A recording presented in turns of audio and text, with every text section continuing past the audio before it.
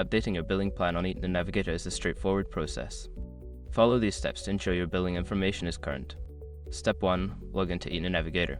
Visit the Aetna Navigator website and enter your username and password to log into your account. If you don't have an account, you will need to create one. Step 2. Navigate to Billing section. Once logged in, look for the Billing or Payment section in the main menu.